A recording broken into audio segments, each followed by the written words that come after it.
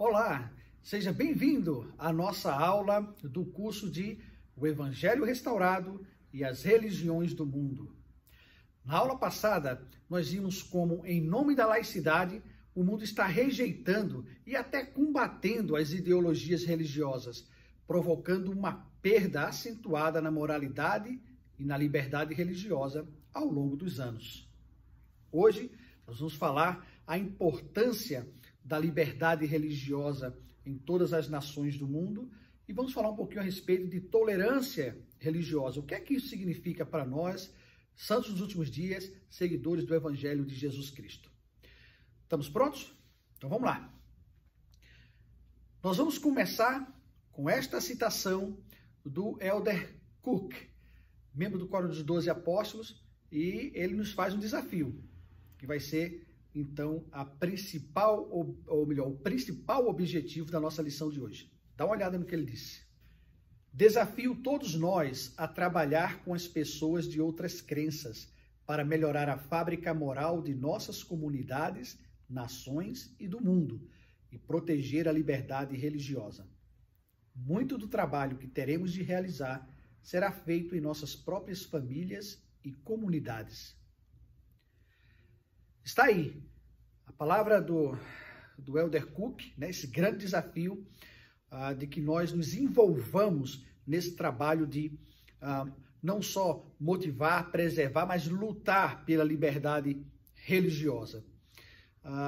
Falando sobre esse assunto, para introduzir esse assunto da liberdade religiosa, da importância de se ter liberdade religiosa no mundo, né, para todas as religiões, para todas as crenças, o Elder Cook ele nos relembra de que houve alguns fatos importantes na história da humanidade que foram primordiais para se alcançar esta liberdade religiosa que nós temos no mundo inteiro, né?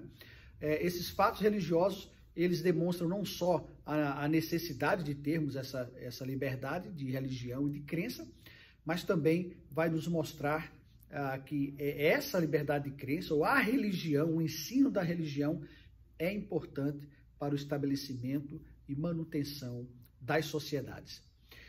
Então vamos lá. O Elder Cook ele nos lembra que o primeiro fato importante na história foi o trabalho de William Tyndale, como um dos reformadores, né? Nós vimos isso na aula passada, o trabalho, a importância dos reformadores na preparação da terra para a restauração do Evangelho.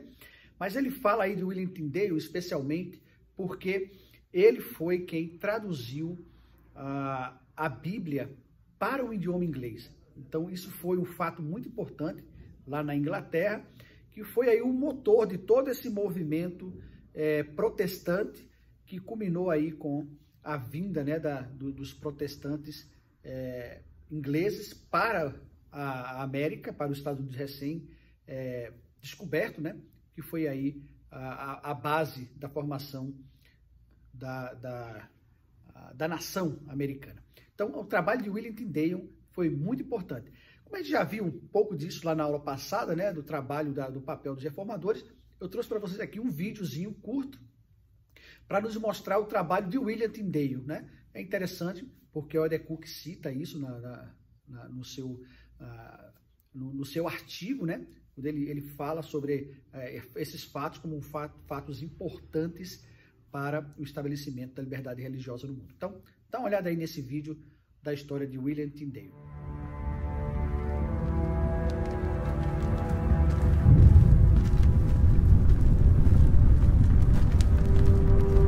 Em 6 de outubro de 1536, uma triste figura foi conduzida de uma masmorra no castelo de Vilvoorde, nos arredores de Bruxelas, Bélgica.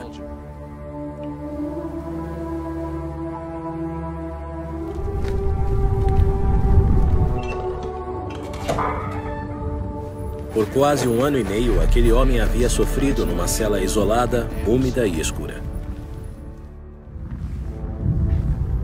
Numa acalorada discussão com um clérigo que se opunha ao acesso às escrituras por homens comuns, fez um voto. Se Deus poupar minha vida, em poucos anos farei com que um rapaz que maneja o arado saiba mais sobre as Escrituras do que vós. Fora das muralhas do castelo, o prisioneiro foi amarrado a um poste. Teve tempo para proferir em voz alta sua última oração. Senhor, abre os olhos do rei da Inglaterra. E então foi estrangulado e logo em seguida seu corpo foi queimado na estaca. Quem era aquele homem? E qual era a sua ofensa? Seu nome era William Tyndale e seu crime foi o de ter traduzido e publicado a Bíblia em inglês. Na época de Tyndale, a ignorância em relação às Escrituras era abundante porque o povo não tinha acesso à Bíblia. Hoje em dia, a Bíblia e outras Escrituras estão prontamente disponíveis, mas há um crescente desconhecimento das Escrituras. O que as pessoas da Inglaterra do século XVI, que pagaram somas vultuosas e correram grave risco pessoal para ter acesso à Bíblia, compreendiam que também devemos compreender. As Escrituras são o padrão para a distinção entre a verdade e o erro. As Escrituras ampliam nossa memória, ajudando-nos a lembrar sempre do Senhor e de nosso relacionamento com Ele e com o Pai. Aqueles que não têm ou que ignoram a palavra escrita de Deus acabam deixando de acreditar nele e esquecem o propósito de sua existência. Ponderem a grandiosidade da bênção que recebemos de ter a Bíblia Sagrada e outras 900 páginas adicionais de Escrituras que incluem o Livro de Mórmon, Doutrina e Convênios e a Pérola de Grande Valor. Sem dúvida, com essa bênção, o Senhor está nos dizendo que nossa necessidade de recorrer às Escrituras é maior do que em qualquer época anterior. Vamos banquetear-nos continuamente nas palavras de Cristo, que nos dirão as coisas que devemos fazer. Presto-lhes meu testemunho do Pai e do Filho, como revelado nas Santas Escrituras. Aí está, né, a história de William Tyndale, como o Elder Cook falou, né, a importância que ele teve aí historicamente para que o evangelho ou o ensino do evangelho, da religião, o ensino da Bíblia, né, se tornasse possível aí para as pessoas comuns. Então, esse é um fato, primeiro fato importante que ele destaca. O segundo que ele destaca é o sistema do common law americano, né, do direito inglês que foi trazido para a América, como formador, inclusive, da Constituição dos Estados Unidos da América. Vamos dar uma olhada nesse slide. Então, tá aí, ó, o direito americano baseado no common law inglês, né? Sir Edward Coke, essa foto que vocês veem aí, ele produziu a consolidação da lei inglesa de forma escrita. A Constituição americana foi baseada no trabalho de Sir Coke.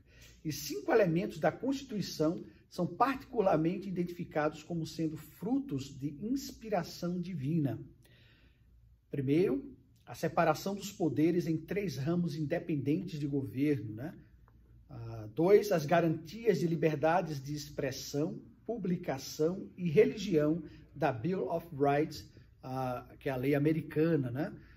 Muito importante esse ponto, né, que já dava a todos o direito de liberdade de expressão, publicação e de crença, de religião.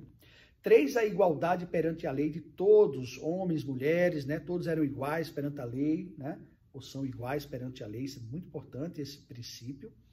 O sistema federativo, com poderes da nação e dos estados, como é nos Estados Unidos, também aqui no Brasil, né? E o princípio de poder para o povo, é o povo quem governa. Tá aí, princípios importantes, né? Que são aí a base da democracia, inclusive americana, e esses princípios, eles estão, né, presentes, foram muito presentes aí quando se redigiu aí a Constituição americana. E a gente sabe que esses princípios, eles influenciaram a lei, né, e o direito de muitas nações, inclusive o Brasil. Você vê que esses princípios que estão aí, eles estão presentes na nossa Constituição, né? Influenciou também as leis internacionais, né, como a Declaração Universal dos Direitos Humanos, né? Tudo aquilo que esse documento importantíssimo, ele trouxe à tona como respeito aos direitos das pessoas, né, os direitos humanos, e a liberdade religiosa está dentro desse contexto, né? Então tá aí, um fato importantíssimo que foi um motor aí para estabelecer essa liberdade de religião tão importante, né? Lá nos Estados Unidos, não só para a restauração, mas em todos os lugares onde esses princípios estão presentes, a liberdade religiosa, ela tende a ser valorizada, ela tende a ter o seu espaço.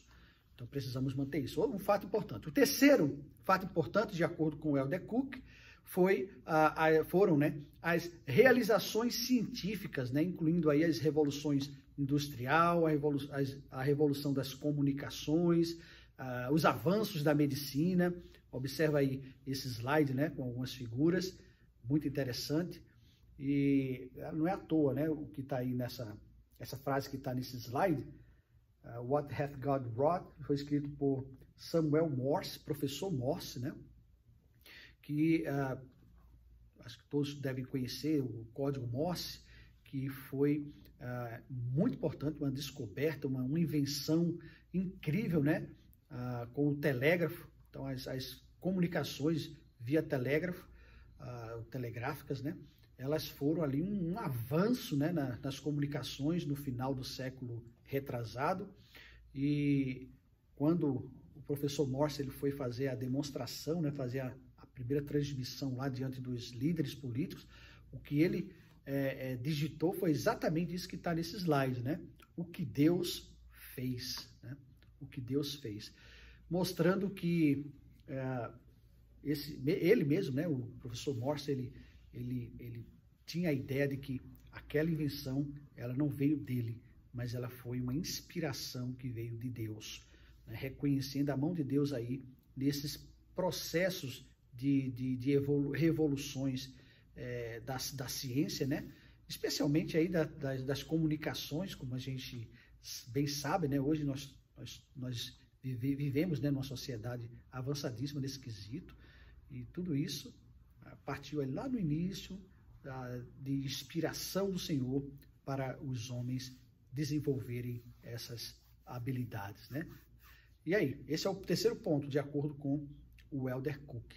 E o quarto e último ponto, de acordo com o Elder Cook, é o retorno aos princípios morais judaicos cristãos. Observa aí nesse slide.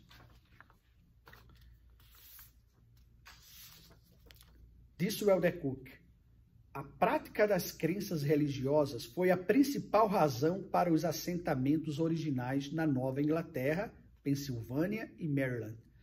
No raiar da guerra revolucionária, os panfletos religiosos eram mais lidos que os panfletos seculares em todas as 15 colônias, a taxa de 4:1. Então tá aí, de acordo com o Elder Cook, né, esse fervor religioso, esse fervor que foi fruto, né, do ensinamento ou da doutrina judaica cristã, né, lá depois da Revolução protestante, né, depois que os reformadores conseguiram levar as escrituras, a Bíblia para todas as pessoas, cresceu esse fervor, esse apego aos ensinamentos, né, da religião cristã, né? Esse legado moral da doutrina judaica cristã, ela foi muito importante lá no início para criar essa sociedade baseada em preceitos morais sólidos, né?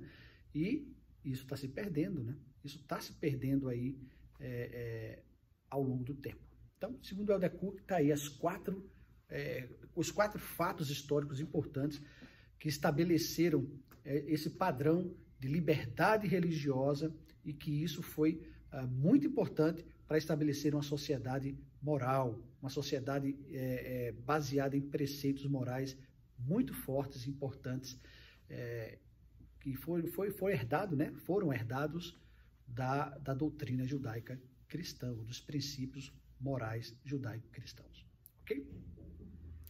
Agora, precisamos então, como disse o Elder Cook, lembra lá do desafio dele, precisamos ser participantes, né, desse movimento para resgatar o direito a liberdade religiosa ou para manter esse direito e resgatar também todo esse movimento, essa moralidade, esses preceitos morais dentro da sociedade. Como é que a gente faz isso? Bom, o Elder Cook, ele nos dá uma ideia. Olha aí esse slide. Tá aí então a pergunta: como você pode ajudar a restaurar a moralidade em nossos dias e a preservar a liberdade religiosa? De acordo com o Elder Cook, existem 3 coisas. Na verdade, ele nos dá 3 passos para nós nos engajarmos nesse trabalho. Vamos ver quais são eles? O primeiro passo é esse. O primeiro passo, segundo o Elder Cook, é: seja um exemplo de retidão. Ele diz: recentemente nos reunimos com um líder governamental de um país sul-americano. Ele também havia sido um médico. Não esperávamos uma reunião muito agradável, porque alguns de seus pontos de vista não estavam em acordo com certos princípios que eram importantes para nós. Ficamos surpresos quando ele nos recebeu de uma forma amigável e gentil. Ele havia conhecido apenas um santo dos últimos dias em sua vida, um colega de turma na faculdade de medicina. Ele admirava aquele colega, conheceu sobre nossas crenças e foi muito respeitoso devido ao exemplo de um membro da igreja cuja vida era baseada na honestidade, integridade e moralidade. Coletivamente, diz o Elder Cook, nosso exemplo será mais importante do que o ensinamento de qualquer membro ou líder individualmente. Pesquisas mostram que as pessoas que conhecem santos dos últimos dias fiéis apreciam nossa honestidade, integridade, moralidade e desejo de servir ao próximo. Então tá aí, de acordo com o Elder Cook, primeiro passo que eu e você podemos fazer e devemos fazer é ser um exemplo de retidão.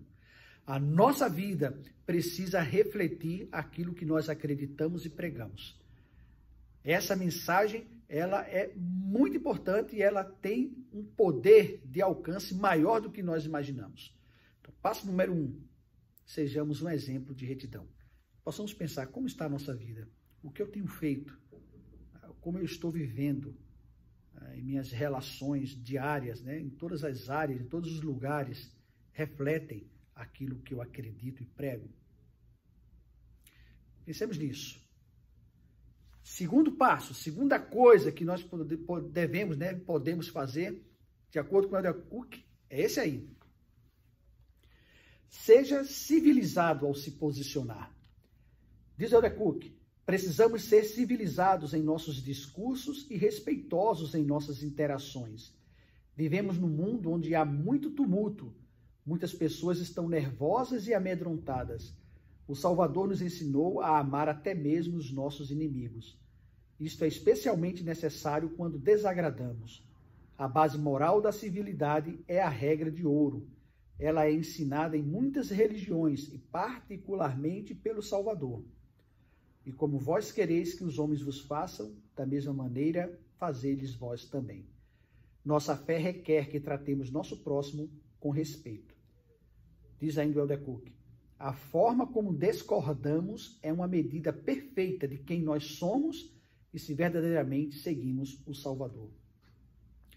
Então aí está, né? O outro ponto importante que eu e você precisamos desenvolver, é ser civilizado ao nos posicionarmos.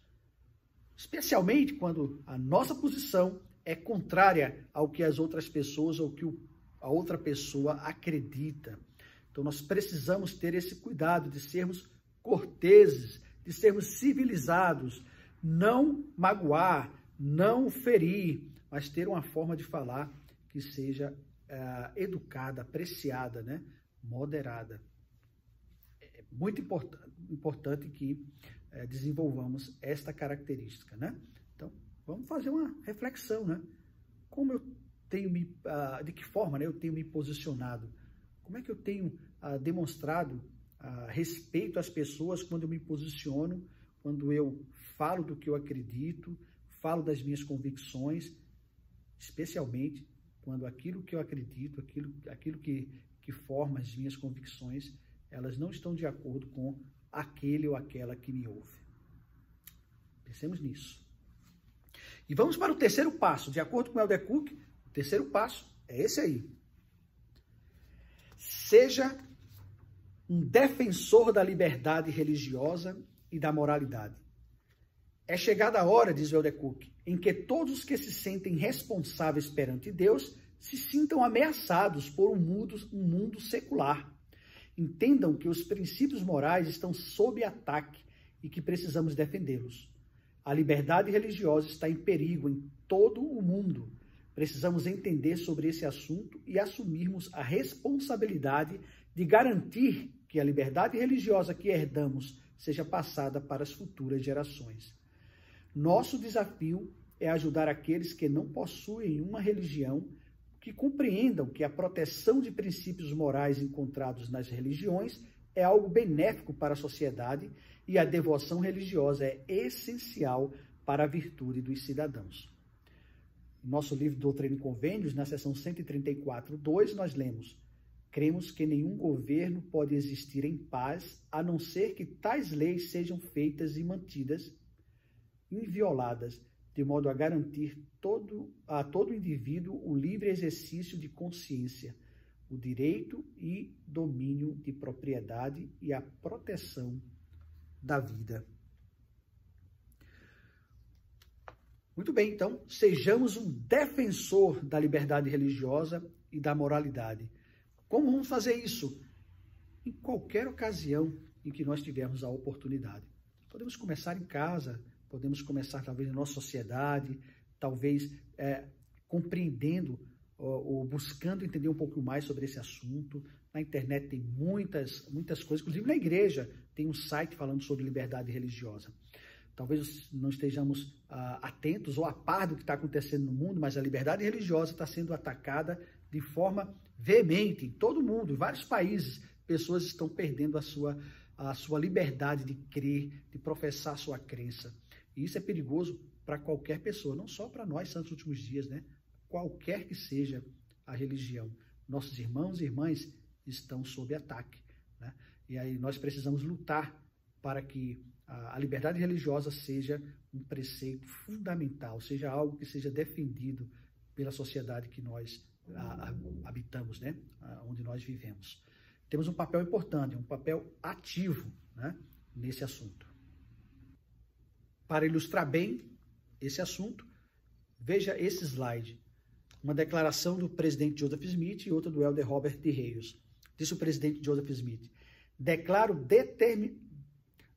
destemidamente perante o céu que estou igualmente pronto para morrer em defesa dos direitos de um presbiteriano, um batista ou um bom homem de qualquer outra denominação, assim como por um mórmon, porque o mesmo princípio que destruiria os direitos dos santos dos últimos dias também destruiria os direitos dos católicos romanos ou de qualquer outra denominação que venha a ser impopular ou demasiadamente fraca para defender-se. É o amor pela liberdade que inspira minha alma, a liberdade civil e religiosa para toda a raça humana. Disse o elder Hales: ao trilharmos o caminho da liberdade espiritual nestes últimos dias, devemos entender que a fiel utilização de nosso arbítrio depende de termos liberdade religiosa. Aí está. Possamos nos lembrar, né, de que nós temos um papel ativo nesse processo. Precisamos lutar da mesma forma que disse o presidente Joseph Smith, né? Lutar por essa liberdade religiosa, né? Viver para defendê-la em nome de todos, não só de nós, que somos santos nos últimos dias, mas de todas as crenças e religiões.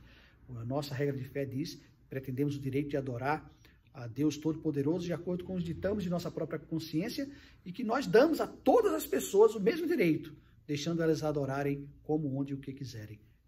Esse é um preceito fundamental da nossa fé também, não é?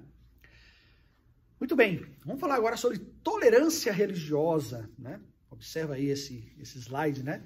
O que é para nós tolerância religiosa? Vou compartilhar com vocês um slide com algumas definições dadas pelo presidente Nelson, muito importante a respeito de tolerância. Olha aí.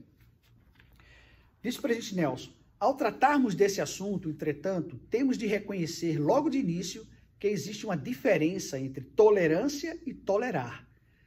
Vossa tolerância benévola em relação a um indivíduo não lhe dá permissão de errar, nem vossa tolerância vos obriga a tolerar suas ações errôneas. Tal distinção é fundamental para a compreensão dessa virtude fundamental. Só a compreensão pela verdadeira natureza paterna de Deus pode produzir o apreço pleno da verdadeira irmandade dos homens. Esse entendimento inspira o desejo de construir pontes de cooperação ao invés de muros de isolamento. A intolerância gera desentendimento. A tolerância sobrepuja os desentendimentos. A tolerância é a chave que abre a porta para compreensão e amor mútuos. Unamo-nos na intolerância à transgressão, mas sejamos tolerantes com o próximo a respeito das diferenças que eles consideram sagradas. Então tá aí, né? Esses ensinamentos do presidente Nelson, maravilhosos a respeito de tolerância, né? Uma coisa é você ter tolerância para com a crença, com o pensamento do teu próximo. Eles têm o direito de acreditar, têm o direito de viver da forma que eles decidirem. Nós temos que ter tolerância quanto a essa possibilidade, melhor, a esse direito dele de escolher, de acreditar e de viver do jeito que ele quer. Isso nós toleramos, mas isso não quer dizer que nós toleramos a conduta errada ou a conduta contrária ao Evangelho de Jesus Cristo, né? É aquela história de amar o pecador, mas não amar o pecado, né? Uma conduta errada, uma conduta contrária ao Evangelho de Cristo, continua sendo uma conduta contrária ao Evangelho de Cristo, né? A minha tolerância não me dá o direito de aceitar aquela conduta errada. Não é verdade? Vamos dar uma olhada nesse outro slide? Esse último slide, ele vai resumir bem esse assunto da tolerância na palavra dos profetas de Deus. Vamos dar uma olhada? Olha aí. O Elder Oaks disse: começarei com 3 verdades absolutas. Primeira, todos os seres humanos são irmãos em Deus, aprendendo em suas diversas religiões a amar e fazer o bem uns aos outros. Segunda, o convívio com as diferenças é o que o Evangelho de Jesus Cristo ensina que precisamos ter. Terceira, nossa tolerância e nosso respeito pelos outros e pelas crenças deles não nos fazem abandonar nosso compromisso com as verdades que conhecemos e com os convênios que fizemos. Perfeito, né? Elder Packer disse: a palavra tolerância nunca está sozinha. Exige um objeto e uma reação para qualificá-la como virtude. A tolerância é frequentemente cobrada, mas raramente retribuída. Cuidado com a palavra tolerância, é uma virtude muito instável. É importante pregar, mas viver, né? E o presidente Monson, a face do pecado hoje frequentemente veste a máscara da tolerância. Não se deixe enganar. Por trás da fachada existem desapontamentos, infelicidade e dor. Se seus pretensos amigos o instarem a fazer algo que você sabe ser errado, é você que deve defender o certo, mesmo que fique sozinho. Muito bem, tá aí esses conceitos importantíssimos, né? Temos a tolerância, né? Toleramos o que as pessoas pensam, né? O direito deles de pensar o que quiserem, de crer no que quiserem, de adorar do jeito que quiserem. Eles têm esse direito, isso nós toleramos. Mas não toleramos a quebra, né, dos preceitos ou dos mandamentos estabelecidos por Cristo em seu Evangelho, ou o pecado. Nós, em nome da tolerância, nós não abraçamos o erro, não dizemos, tá tudo bem, não está tudo bem, né? Nós ensinamos, lembrando daqueles passos que já nos foram ensinados lá pelo Elder Cook, né? Mesmo que tenhamos que nos posicionar, que sejamos cordiais, né? Que saibamos nos posicionar de uma forma educada, respeitosa, mas precisamos nos posicionar, ensinar, né? E assim a gente conclui a nossa lição de hoje. Presto-lhes o meu testemunho de que precisamos, de fato, nos tornar esses defensores da liberdade religiosa, né? Defender a moralidade no mundo. É nosso papel como santos dos últimos dias como seguidores de Cristo. E gostaria de convidar você a enviar para mim, em poucas palavras, né, escrita, ou pode mandar em áudio, o que você aprendeu nessa lição de hoje, como ela se tornou algo importante para você. Eu concluo esta aula com o meu testemunho de que Deus vive, que Jesus é o Cristo e que nós fazemos parte de seu reino. Em nome de Jesus Cristo. Amém.